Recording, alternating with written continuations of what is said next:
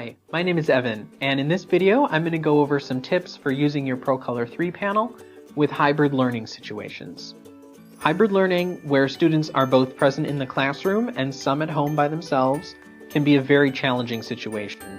And one of the reasons it's so difficult to teach in those circumstances is simply just communication between you, the teacher, the students in your classroom, as well as the students at home who are virtually joining with Teams or Classroom, one of those options. And simply because they're remote, it's really easy for those students to get left out of class discussions. They can lose interest just because they're off on their own, more or less. So here are a couple suggestions for where using one of these large touch panel displays like the ProColor can help you out.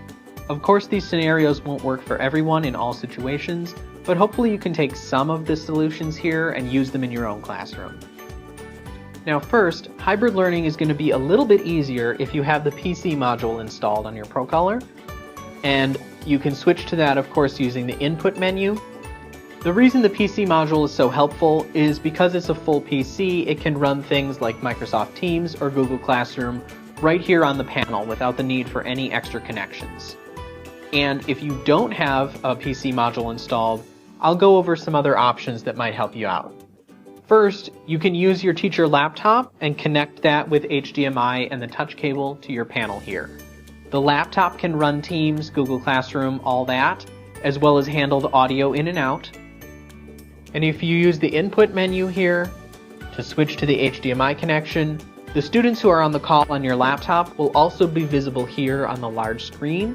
It will be easier to communicate with them back and forth between the class and the students here because you'll be looking at a larger screen. They'll be easier to spot. Now, of course, things get a little bit more complicated when you connect the external computer with the HDMI cable. So for the rest of the video here, I'm just going to switch over to the PC module. Just know that anything that's running on the PC module, you can probably get to run on your teacher laptop in much the same way.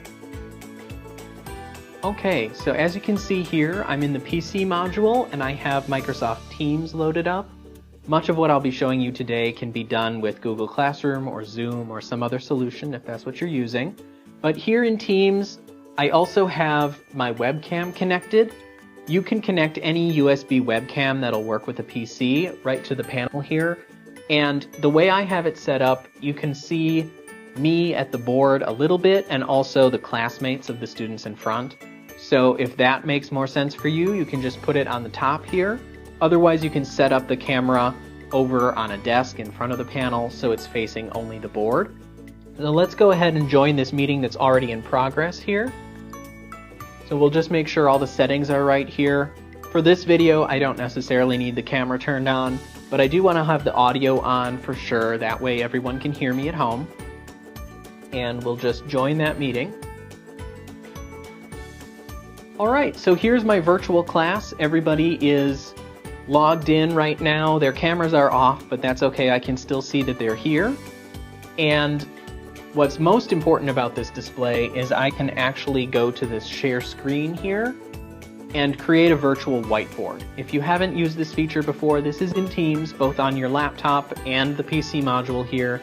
You can share a whiteboard, which is a really great way to collaborate with students both in person and at home, because everyone in this Teams meeting can also collaborate and write on this whiteboard, as well as students who might be in the room with you. So it's a great way to bridge these two worlds.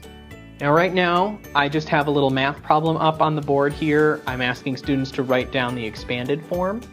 So I'll grab my stylus, change to the pen tool here, and write a number. And now, if there's a student in the room who wants to come answer that as well, we can do maybe a different pen color, and they can come up to the board here and write down their response.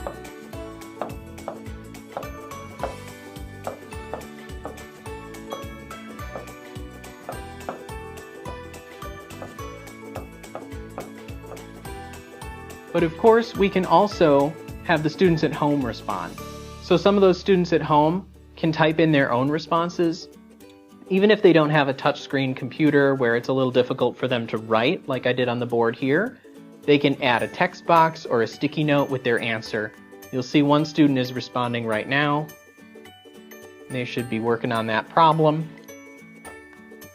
One thing that's a little difficult with hybrid learning is knowing exactly what the students at home are doing compared to the students in the classroom here. You don't necessarily know if they're still thinking, they're still working on a problem. They just kind of go dark for a while. So a solution for that might be here to use the raise hand feature. You'll see student 5 here just raised their hand, and I've given them the instruction that raising their hand means they're done working on the problem. So I can see down here my list of students. One of them here has their hand raised, they're already done working. You can of course do that in the reverse too. You can use raise hand for students at home to ask a question. And then that problem of the students sort of being missed when they're at home will really go away because you're standing at the board here, you're looking, you can see these notifications coming up right away. So it's a really good way to keep track of what the students at home are doing. If anybody needs extra attention or they want to flag you down, they can use that raise hand feature. There's something similar in Classroom and Zoom as well.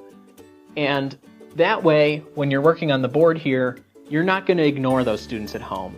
The students in the classroom here and the ones at home will both participate more or less on the same problems at the same time. And that can really help bridge that gap. So that wraps up just one scenario for doing some hybrid learning using this touch panel.